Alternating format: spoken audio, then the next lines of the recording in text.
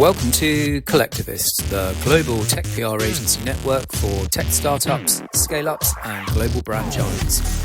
We are a network of PR, marketing, and communications agencies covering 6 continents and 40 countries across the US to the UK, EU, Eastern Europe, Middle East, Asia Pacific, and LATAM regions. And this is what you need to know. My name is Gavin Loader, and this is Future Gazing with Mike from Wide Island. My name is Gavin Loader, and we are Future Gazing with Mike from Wide Island, who is our US member agency, and we're going to power through 8 questions in maybe 8 minutes. We'll see how we get on. Mike, are you ready to future gaze about next year? I'm ready. I'm tired of looking in the past. I'm looking forward here with you, Gavin. Oh, I like it. I'm tired of looking in the past. That is the way. Well, looking ahead to next year, what are the big tech brands going to be doing, or the very best marketing managers? What are they going to do differently this year? Either different to maybe their own campaigns or different to their competitors. What does next year look like for them? Yeah, I think one of the trends we're seeing, which is enabled by all the new technology and evolving technology, is brands can be much more personalized, much more intentional about what they want to say and to whom. So I think the best brands will be much more targeted, I would say, but I would use the word intentional in terms of knowing exactly what they want to say, how they want to say it, and to whom they want to say it. And I think, technology is continuing to enable it. It has for several years now, but with the advent of AI and some of the new things that enables, I think brands are able to take a much more direct to consumer, and I use that in quotes because most of our customers are B2B, but they still have to direct their messages and their campaigns to someone who buys their product. So I'll use that term consumer in a generic way. Is your big bold prediction, if you had to choose one thing, is it around personalization? Is that the thing that you would hang your hat on for next year? I think the personalization thing has been going on for some time. Social media obviously is a very personalized and much getting even too personalized in some ways.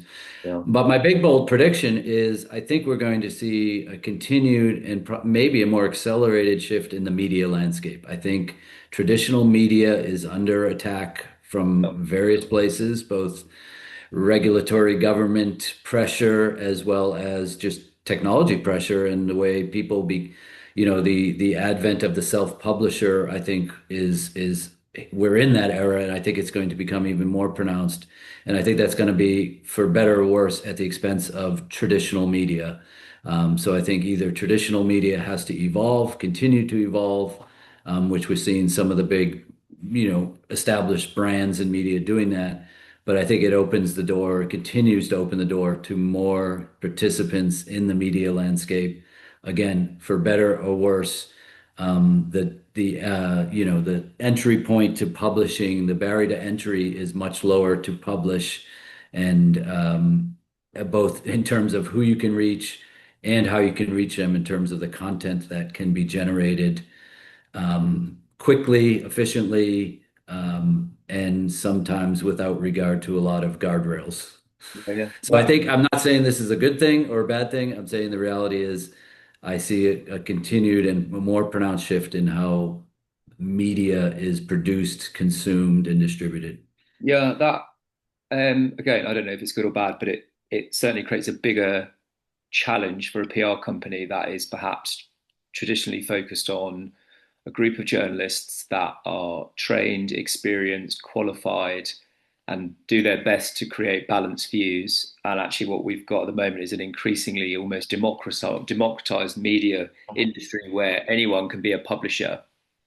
Well, I think the good side, the silver lining in that is that many well-established journalists, influencers, people with, been in the business of communication through earned media are going off on their own. So what we're seeing is the rise of the Substack era, the rise of the self-published journalist who no longer necessarily wants to or has the security of a big masthead brand behind them, but are given an opportunity to be more personalized, more direct, more specialized, and publish kind of on their own terms.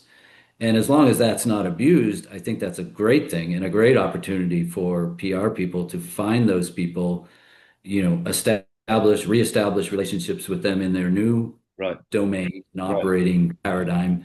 And, I think those are the people who, we're seeing as becoming very, very, very important and influential, as much as traditional media. Right.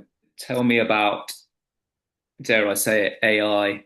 Is that going to have more of an influence over your campaigns? Are your clients going to be thinking more about AI next year? What impact is that going to have? Yeah, I think AI, yes, it's an unavoidable phenomenon. Uh, Yes. and we must embrace it. And we do embrace it. And I think the smart companies, the smart agencies, the smart PR practitioners will embrace it. I think I think when it initially came out, there was a lot of fear, FUD around it. Oh, yeah, and there's still reasons to be skeptical and wary of it. But I also think we should embrace the productivity, the efficiency, the creativity, the things that it does really well. Always with a human eye on it as a guardrail, but we've frankly have gone all in on AI as a tool, and it is a tool. It's not a replacement. It's not, we haven't seen it impact anything in terms of people's careers or, jobs. In fact, it's enhancing their skills. It's allowed them to be much more efficient, much more, we can do the same thing in an hour that used to take us 3 hours, for example. That's a classic AI value proposition, right? So AI definitely, I think, from an agency standpoint, is something we're embracing with, with caution. We're not going all in and saying we're going to become a total AI agency. And as far as our clients and the media landscape, I think it's the same situation. You can't say it's going to be a complete replacement. We're seeing it gnaw away at traditional jobs and traditional functions. Right. But I think the smart people are saying, okay, that's good. Just like we should embrace any kind of automation that makes our lives better, more efficient, safer, whatever it is. So, yeah, I mean, AI is going to continue. And I think we should not, we can't ignore it. The train has left the station, so you're either on it or you're not. Do you think there'll be other, if you think about thought leadership topics that might drive a campaign, I think most of our clients have probably talked about AI at some point and how their software or services have got an AI connection. Are there any other topics that will be out there next year that are not AI related? Is there anything else that people are going to be talking about, or is that for the next 12 months? Yeah, I think so. Well, yes and no. I think in our space, everything somehow connects to AI. We're a technology company. We work with technology companies that are actually very involved in the infrastructure of how AI is developed, used, deployed, everything. So I think AI, as most people identify it now, is kind of Gen AI, large language models, text, images being manipulated or developed by AI. I think two big trends that we see, that one that connects or evolves that to a new level, is physical AI. So how do we use AI? How does AI interact with the real world? Interesting. Not just us sitting and prompting it to give us answers and do research, which is super important, but there's a whole world out there, literally, that AI can help us interact with more efficiently, safely, productively. So I think physical AI is kind of the mantra that we're hearing a lot about. I was just at a conference this week called Supercomputing, and physical AI is all about the interaction of AI with the real world, things like space, the spatial issues, timing, velocity, physical things that machines need to understand in order to operate either autonomously or more efficiently. So I think we're going to see that, and we're seeing the rise of these something called world models, which is a new buzzword.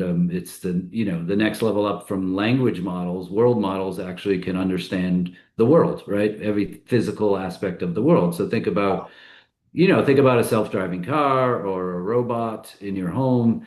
It needs to not just think intelligence, so you give it a command and it understands and can kind of figure out what it's supposed to do, but then it knows how to navigate a room or, understand differences in types of objects that it's touching. So the tension of its touch capabilities change if it's squeezing an orange versus squeezing a marble, right? Right. So all that level of understanding, the data required to train a machine to understand that level of information is incredibly more vast than a language model that just goes out and scrapes everything off the internet, which is completely impressive on its own. But if you take that to the next level of the world, trend number two, and it's not necessarily a trend, but it's a topic, it's a thought leadership thing, is sustainability. All this AI stuff consumes so Right. much power, Right. so much water. It is a physical, environmental drain on the world that, at the highest level, saying global warming and we need so much more power for this AI stuff. What's it gonna do to the world? At the very personal level, I get my electricity bill at home and it's twice as much as it was last month because a new data center opened in my neighborhood, Right. and it's impacting me at that level. It's consuming the water that I need, so my water rates are higher at home. And if you look at it at a macro level, a global scale, who's really benefiting from AI? I think that's kind of the next big question versus what its impact is having on the world, right? So we can do all these great things with AI, but if, some underprivileged neighborhood in the United States, people are paying more for power, or some rural area in Mexico is somehow impacted by whatever data center requires, what AI requires from a physical operational standpoint, Yeah. then I think you have to kind of weigh, well, what's the benefit here? Yeah. And I think if I'm not mistaken, you just said you were at the supercomputing show this week. I'm guessing sustainability was still a big topic at the show. Did that? Huge thing. I mean, huge thing, mainly maybe not from the, save the world level of sustainability in terms of, oh, where the planet's dying, which you could argue it is as a result, but more from an operational standpoint, it's like, well, there simply is not enough power being generated to run all the investments that have been planned for all these data centers around the world. Where is this energy going to come from? And how are we going to produce it in a sustainable, efficient, cost-effective way that, oh, by the way, doesn't have long-term impacts on the world, on the planet, right? Yeah. So that was the buzzword that, people are concerned that, hey, I know I need all this more AI, I need all this more performance, I need all this more computing power, performance from the machines. How am I going to run those machines, right? It's, the equivalent of putting, doubling or tripling the amount of cars on the road or airplanes in the sky, and then trying to figure out where's the fuel going to come for these? Right. Right. Only as you mentioned supercomputing, and I know you've been to lots of other conferences. Where are you going to be next year? Back to Mobile World Congress or CES show? What are your plans and your trips? Yeah, yeah, I think those events All of them. are necessary evils. I always call them. I love them and hate them at the same time. CES, the Mobile World Congress, these monster shows are becoming so big and unwieldy, but you're kind of have to be there. I think the smaller, more specialized shows are more interesting, more effective for us as PR people. Going back to the personalization and specialization trend, I'd rather go to a show that's laser focused on energy consumption in the data center, which will be talked about at CES, which will be talked about at Mobile World Congress, along with 100 other things. Um, then CES, which, from a PR standpoint, you're fighting for the oxygen in the room that, 1,000 other companies making 1,000 other announcements, trying to reach the same 1,000 media people. We personally, and most of our clients are more niche oriented, more specialized. So the specialized shows is consistent with our approach to specialized, personalized communication strategies, the publications, the people, the communications channels that we use. That's consistent with the types of events that we see. So what I would advise all of our agencies and PR professionals is really dig into where are the water coolers in your specific niche, because CES and Mobile World Congress and Web Summit, they get all the headlines and everybody flocks to those like lemmings. but where the action gets done, I think, and you can stand out are in these more specialized shows. Right. Okay. Tell me about what an ideal client is going to look like next year. If you can work with someone new, sounds like a sustainability related client could be good, but I know you guys love deep tech and everything Yeah, well, with it. yeah, well, deep tech has a big role in sustainability. We were just off a call yesterday with a company doing a new type of cooling technology for compute, for data centers, for Bitcoin mining. The same has the same issue with regard to energy consumption and cooling and how much water you need to cool Yeah. these machines that are running so hot because they were running so much power. So yeah, so deep tech, getting really into some crazy physics. And in fact, the guys we're talking to are out of the nuclear power industry, and they have expertise in how to cool nuclear generators, which are actually being looked at as a source of energy for data centers. And Microsoft just announced they're buying 3 Mile Island in the United States, which was a nuclear plant that had a bad accident and was mothballed for a while. Now they're going to resurrect it. But the point is, we're looking at the way to address these sustainability issues, definitely through new technology, new innovations, or repurposed innovations that work in other domains, such as nuclear power plants. Yeah, got it. So I forget what the question was. What's the ideal client? The The ideal client. ideal best client that you could start working with next year. But yeah, Yeah, I think, for us, it's always been our attraction is always to the most disruptive, innovative, up and coming. We like the small guys. We like the David versus Goliath type of story. So more of those. But I think the ones that can substantiate what they're doing from a value proposition, from an impact, it's a great idea, but so what? I think that's the big question that we always try to get our clients to answer is all this AI stuff is great. Oh, you can do this with AI. You can, it saves this amount of time. So what? What does it mean to the average person or the average business that you're trying to sell it to? Let's try to define that in very tangible terms. Let's not just, dazzle them with the technology because you can do it. Let's explain why that's important, why that's a necessary investment on a customer's part. And my ideal client is one that can do that, can have a client in their back pocket that says, yes, we use this and we did XYZ as a result. right, right, makes sense. Last question. We get to this time next year and we're looking back. What will be the most successful thing to have happened to the agency? What will you be celebrating this time next year? Oh, I could take the easy route and say, oh, we've doubled our clients and doubled our revenue and expanded Nice. crazily, which we are interested in doing. But I would say if we can look back at 2026, just as we're doing now in 25, what did we accomplish for our clients? Did we make a meaningful impact for them?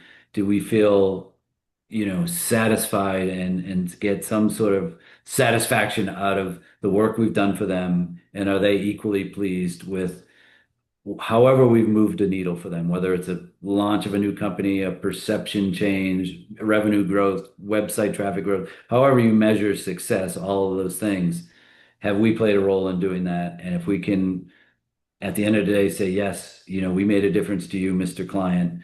I'd like to see that continue and even strengthen. And, I think in 2026, we want to continue to embrace AI, new technology in how we run our business. But more importantly, how does that apply to what we do for our clients? And how does that make them more successful as a result of our efforts and investment and knowledge? Amazing. Mike, we made it. We have stared into the future and we have We are the champions, Gavin. We are the champions. No time for losers. This is the first time anyone's ever tried to sing a Queen song out here. Yeah, that's what I like.